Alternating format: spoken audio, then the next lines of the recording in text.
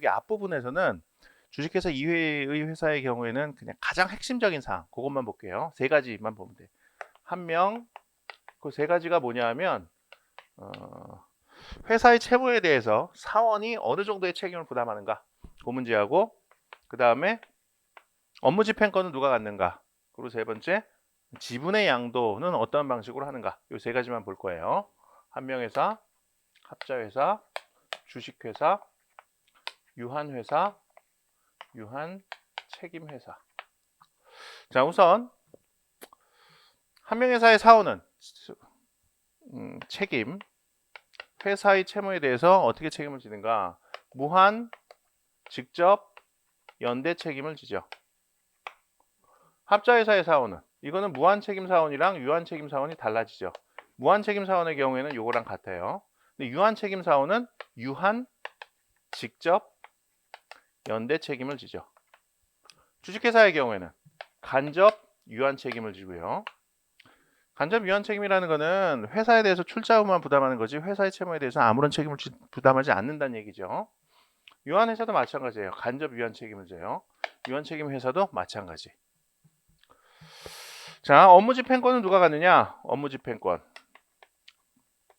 원칙적인 것만 봐요. 원칙적인 것만. 한명회사의 경우에는 사원이 가져요. 제3자에게 업무 집행권을 맡길 수가 없어요. 여기서 업무 집행권은 대표권을 포함하는 개념이에요. 대내적인 업무 집행권과 대외적인 업무 집행권. 대외적인 업무 집행권의 대표적인 게 이제 대표권이죠. 사원이 직접 업무를 집행을 해야 돼요. 합자회사의 경우에 이건 무한 책임 사원이 원칙적으로 업무 집행권을 갖죠. 물론 정관으로 정하는 경우에는 유한 책임 사원이 대내적인 업무 집행권을 가질 수는 있어요. 하지만 정관으로 정하더라도 유한 책임 사원이 대외적인 대표권을 가질 수는 없어요. 뭐 그건 좀 깊이 들어가는 거니까 나중에 가서 보고요. 기본적으로 무한 책임 사원이 갖는다는 거예요. 책임 중요하니까 의사결정 자기가 할 수 있다는 거죠. 주식회사의 경우에는 이사가 업무 집행권을 갖죠. 대표권은 이사 중에서 선임한 대표이사가 갖고요. 유한회사도 이사가 갖죠. 유한책임회사의 경우에는 업무 집행자가 업무 집행권을 가져요. 이 업무 집행자는 사원일 수도 있고 사원이 아닐 수도 있어요. 제3자일 수도 있어요.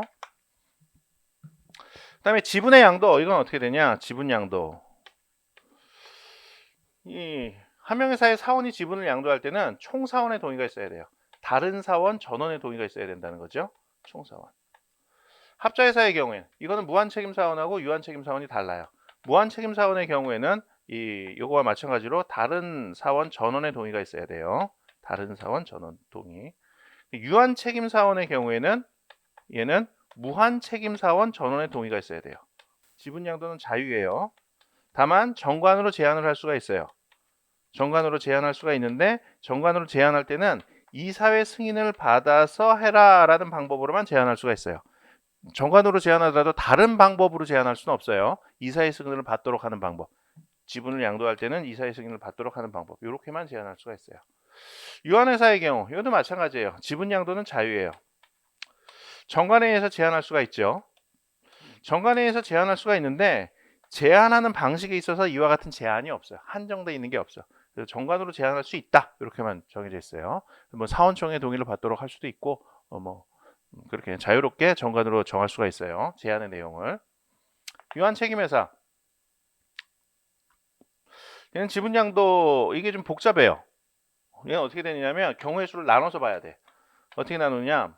우선 사원 중에 업무 집행자가 없는 경우, 사원 중에 업무 집행자가 없는 경우, 그러니까 제3자가 업무 집행자인 경우죠.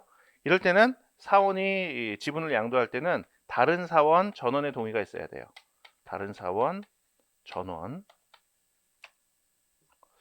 근데 사원 중에 업무 집행자가 있는 경우, 사원 중에 업무 집행자가 있는 경우, 요게 이제 사원이고 업무 집행자예요.